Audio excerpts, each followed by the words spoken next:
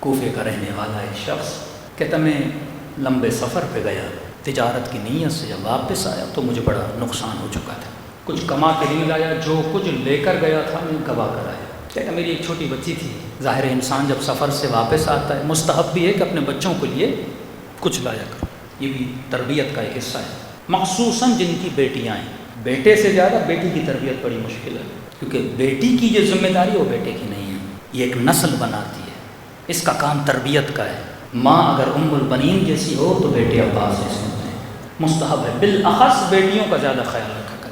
کہتا ہے کچھ بچا ہی نہیں تو بیٹی کے لیے کچھ لایا نہیں، کچھ اس نے ڈیمانڈس بھی کی تھیں، بابا یہ لانا وہ لانا، بھول گیا۔ واپس آیا، گھر گیا، اتفاق سے بیوی بیٹی صحن میں بیٹھ کے انتظار کر رہی تھی، یہ سے دروازہ کھولا، بیٹی دوڑی دوڑی آئی اور سینے سے لگ گئی۔ باپ اتنی دور سے آیا، سفر سے آیا، اب میں اس سوچ میں تھا کہ بیٹی پوچھے گی کہ بابا یہ لائے نہیں لائے، میرے لیے کچھ نہیں لائے، اللہ کرے مجھ سے نہ پوچھے تو بیٹی کے سامنے شرمندہ نہ ہو جاؤں، لیکن بیٹی نے یہ نہیں پوچھا۔ پہلا سوال یہ کیا، بابا کربلا نہیں کہہ رہے؟ میں نے بیوی کو کہا کربلا کیا کہہ رہی ہے بیٹی، چھوٹی سی بچی، کہ تجھے نہیں پتا؟ کہ نہیں۔ کہ کچھ کما کر لائے ہو؟ کہ نہیں، نقصان ہوا ہے، گواہ کر۔ کہا پورے شہر میں اعلان ہوا ہے اگر کما کر نہیں لائے جلدی کرو کربلا جاؤ۔ کیوں جاؤں کربلا؟ کہ شہر میں اعلان ہوا ہے ایک باغی ہے، باغی سمجھتے ہو نا، دین کا دشمن، کا ایک باغی ہے جس نے خلیفے کے خلاف قیام کیا، شہر میں اعلان ہوا ہے جو بھی اسے مارنے جائے گا تلوار کے وزن کے برابر سونا دیا جائے گا۔ کہ مرد کچھ کما کر نہیں لائے جلدی جاؤ، گھر میں فاقے پڑے ہوئے ہیں، کھانے کے لیے کچھ نہیں۔ اب ظاہر بھوک تو ہر انسان کو، اسے کیا پتا، کہ فوراً گھوڑے پہ سوار ہوا اور کہتا میں روانہ ہوا، پوچھتے پوچھتے سبھی لوگ جا رہے تھے، پہنچا کربلا۔ یہ وقت تھا ظہر عاشور کا وقت۔ کہتا میں نے دیکھا لوگوں کا ہجوم ہے، لاشیں زمین کربلا پہ بکھری ہوئی ہیں، ایک ہی ہے جس کو لوگوں نے گھیرا ہوا ہے۔ کہتا ہے کوئی نیزہ مارتا ہے، کوئی تیر مارتا ہے۔ کہتا ہے عجیب منظر تھا، جسے کچھ بھی نہ ملا نا وہ پتھر مار رہا تھا۔ بغض حسین میں نہیں، مال کی محبت، کہ یہ بولوں امیر میں نے پتھر مارا تھا، کچھ نہیں ملا میں نے پتھر مارا تھا۔ کہتا میں نے بڑی کوشش کر کے جگہ بنائی میں بھی تو کچھ کروں تاکہ مجھے بھی تو کچھ ملے۔ کہتا میں نے ایک پتھر لیا، بڑی مشکل سے بھیڑ کو توڑتے ہوئے آگے بڑھا، اب میں نے مارنا چاہا لیکن ذرا عقل مند تھا، اس نے کہا دیکھوں تو صحیح یہ باغی ہے کون، اتنی دشمنی، جسے جو مل رہا ہے اسے مار رہا ہے۔ کہتا جب اس کے چہرے کو غور سے دیکھا نا تو ماتھے پہ سجدے کا نشان تھا، ایسا نورانی چہرہ۔ کہتا میرا ہاتھ رک گیا، کہیں ایسا تو نہ ہو میں غلطی کر دوں، کیونکہ میں حاکم کو بھی جانتا تھا، اس کے مزاج کو بھی جانتا تھا۔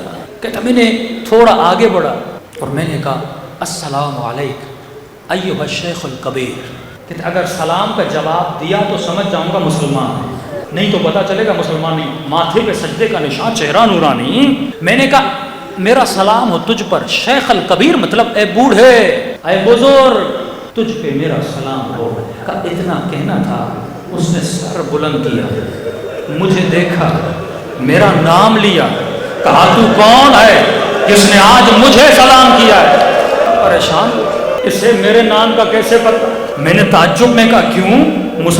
مسلمان کو سلام نہیں کر سکتا؟ کہ کر سکتا ہے، پر آج کے دن کسی نے مجھے سلام کے لائق نہیں سمجھا۔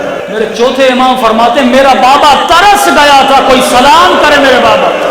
مظلومیت مدینے سے شروع ہوئی تھی۔ سیدہ فرماتے یا علی میں نے سنا ہے لوگ تجھے سلام نہیں کرتے۔ فرمایا نبی کی بیٹی تو سلام کی بات کرتی ہو، علی سلام کرتا ہے میرے سلام کا کوئی جواب نہیں دیتا۔ میں نے کہا اے بزرگ آپ ہو کون؟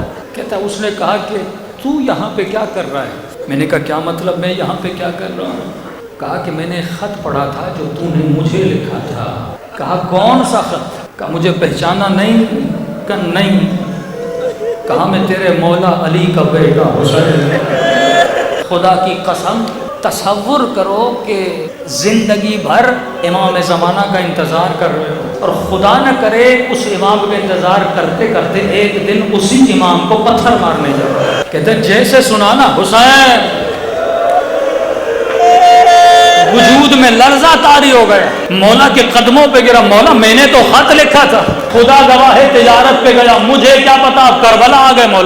مولا میں اپنی جان آپ پہ قربان کروں، زہرا کا لال اور یہ ہاتھ، مولا یہ آپ کو پتھر مارے، ان کی یہ جرت نبی کے نواسے کو پتھر مارے۔ اسی وقت اس جوان نے کروٹ بدلی، تلوار اٹھائی اور لشکر یزید پہ حملہ کرنا چاہا، حسین نے اسے روک لیا کہ تیرا نام شہداء میں نہیں ہے، تجھے اذن جہاد نہیں دوں گا۔ کہ مولا پھر میں کروں تو کیا کروں، نظروں سے دیکھوں میرے امام کو مارا جا رہا ہے۔ کہ تیری ڈیوٹی یہ ہے تو کوفے چلا جا، وہاں جا کر انتظار کرنا۔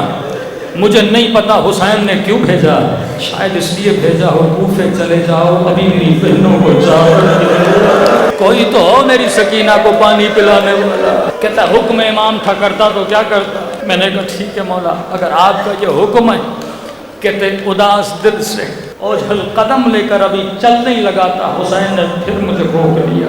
خدا را اتنا کریم ہے تیرا امام، اس امام کو بنتا ہے کوئی بندہ ناراض کرے، اس امام کا دل توڑے۔ کہتا تھوڑا آگے بڑھا، امام نے پھر روک لیا کہ ذرا میرے قریب تو آ۔ کہتا خوشی خوشی آگے بڑھا، مولا اس نے جہاد دے رہے ہیں۔ کہ جیسے آگے بڑھا حسین نے اپنے زخمی ہاتھوں سے ایک انگوٹھی اتاری۔